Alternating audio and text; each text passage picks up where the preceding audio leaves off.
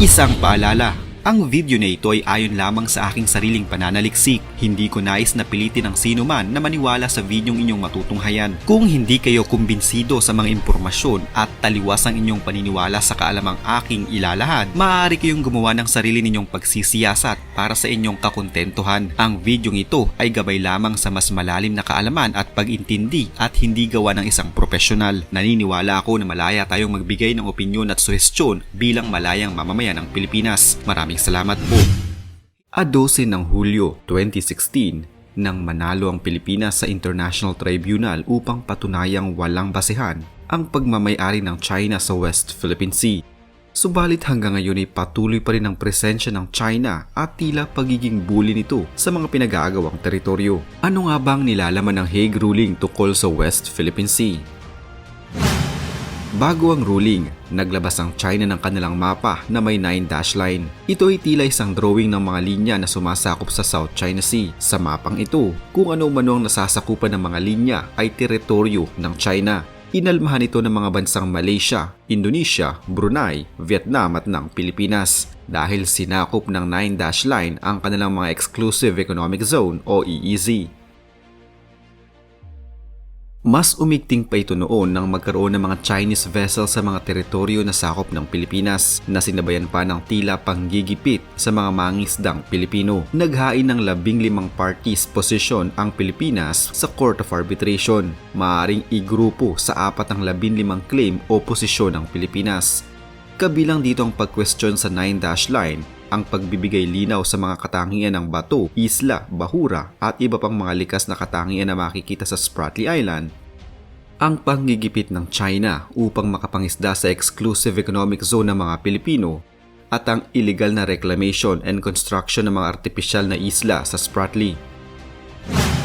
Sa petisyon ng Pilipinas, isinusulong nila na walang bisa at walang basehan ang sinasabi ng China na historic claim sa kanilang 9-dash line. Ayon sa desisyon ng Court of Arbitration, sa pagpasa ng United Nations Convention on the Law of the Sea o UNCLOS, naging invalid ang historic claim ng China. Ibig nitong sabihin, wala itong bisa at hindi maaring maging basehan para angkinin ang mga teritoryo sa loob nito. Ayon sa UNCLOS, ang isang isla ay mayroong sakop na 200 nautical miles na tinatawag na Exclusive Economic Zone o EEZ at 12 nautical mile na Territorial Sea. Wala tayong kumpletong soberanya sa sakop ng EEZ, subalit may sovereign rights tayo o may karapatan tayo sa mga likas na yamang makikita dito. Habang ang mga bato ay walang EEZ pero may territorial sea, nangangahulugan lamang ito na hindi maaaring angkinin ng China ang mga isla at iba pang mga land features na pasok sa EEZ ng Pilipinas, kabilang na rito ang Spratly Islands. Pinabura ng Court of Arbitration ng posisyon ng Pilipinas. Nangangahulugan ito na bawal ang China na pumasok o mangisda o kumuha ng mga likas na yaman sa EEZ ng ating bansa. Subalit hindi ito sinusunod ng China at patuloy pa rin ang tila pambubuli nila sa atin sa West Philippine Sea. Ito pa noon ang naging pahayag ni dating Pangulong Rodrigo Duterte kaugnay sa issue at tila isinet aside niya ang ruling. Pwede ba tayong pumunta doon, papasok tayo sa mga Spratly Island yun, ng barko natin na para ipakita lang natin sa top Pilipino na baski ng ilang balik natin doon, wala talagang mangyari because we are not in the possession of the sea. But we can retake it only by force. There is no way that we can get back the tawag nilang Philippine Sea without any bloodshed. Hindi ito mismong kasama sa desisyon pero mahalagang maipunto sa publiko para sa konteksto. Ayon kay nooy Supreme Court Senior Associate Justice Antonio Carpio, tumutukoy sa West Philippine Sea sa karagatang nasa jurisdiksyon ng Pilipinas. Kabilang aniya rito ang Territorial Sea, Exclusive Economic Zone at Extended Continental Shelf ng Pilipinas. Pagliliwanag ni Carpio, hindi inaangkin ng Pilipinas ang buong South China Sea at idinulog lang ng bansa sa international courts ang maritime rights nito sa West Philippine Sea. Ginagamit aniya ang West Philippine Sea pagpatungkol sa pinagtatalo ng teritoryo ng Pilipinas at China. South China Sea naman ang dapat gamitin kapag patungkol sa karagatang pinagtatalunan ng China at iba pang bansa sa Timog Silangang Asya. Pero hindi pa dito natatapos ang usapin ng teritoryo. Maritime rights at hindi soberanya ang dinesisyonan ng tribunal. Ibig sabihin, tuloy pa rin ang pagtatalo sa teritoryo. Paliwanag noon ni Justice Carpio, kabilang sa maritime rights ang karapatan sa mga likas na yaman sa West Philippine Sea. Inisa-isa naman ni Father Ranillo Aquino, ang dekano noon ng San Beda School of Law, ang kabilang sa maritime zones natin.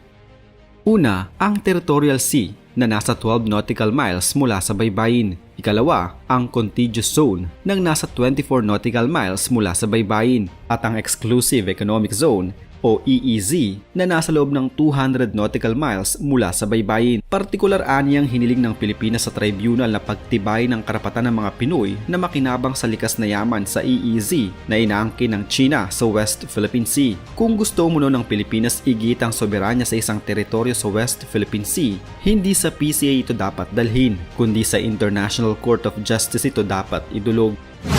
Iginit ng China na mga isla at may sariling Exclusive Economic Zone o EEZ sa paligid ng ilang bahura sa West Philippine Sea. Pero ang sabi ng arbitration, bato lamang ang mga ito. Kabilang sa mga bahurang ito ang Govan Reef, McKinnon Reef, Johnson Reef, Cuarteron Reef at Ferry Cross Reef.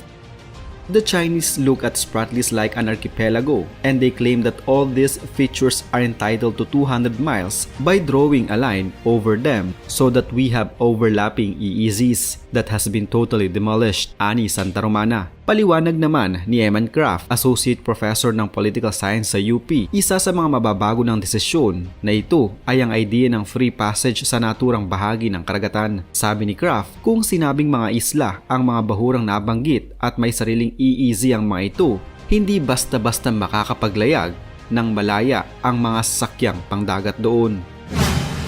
Ilang karapatan ng Pilipinas sa Exclusive Economic Zone ang nilabag ng China.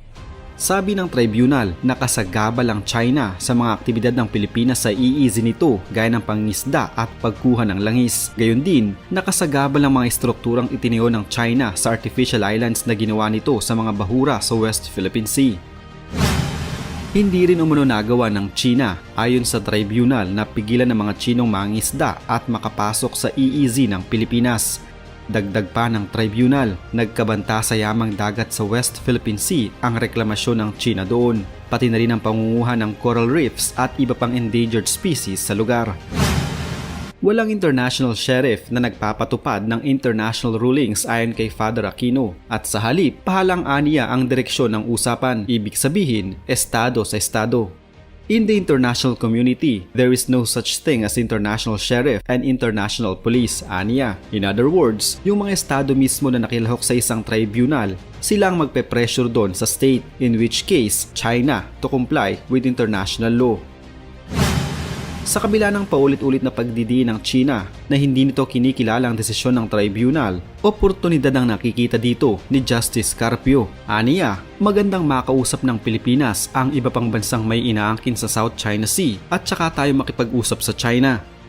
Sa kaso naman ng Reed Bank na malinaw na nasa EEZ ng Pilipinas, dapat maglabas ng pahayag ang gobyerno bago magpadala ng mga barko doon. The ruling says, the Reed Bank is ours. We will send there our survey ships again and please don't harass them anymore. Aniya, sa Scarborough Shoal naman, dahil ito ay isang common fishing ground, dapat makipag-usap muna ang Pilipinas sa China para makapaglatag ng mga gabay sa pangisda dito. Let's come out with a code of conduct. Let's sit down with them first because the tribunal said it's common, so we have to lay down the rules for common use so there will be no skirmishes, no fighting by fishermen, ani Carpio.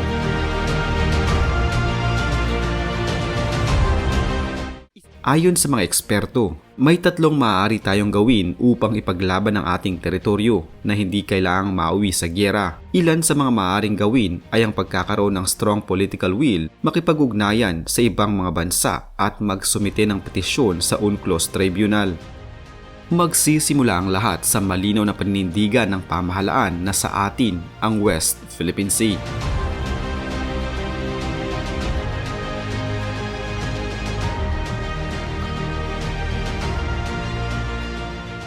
Isa na namang kwento ng pagbabalik tanaw sa kasaysayan ang naitampok natin ngayon.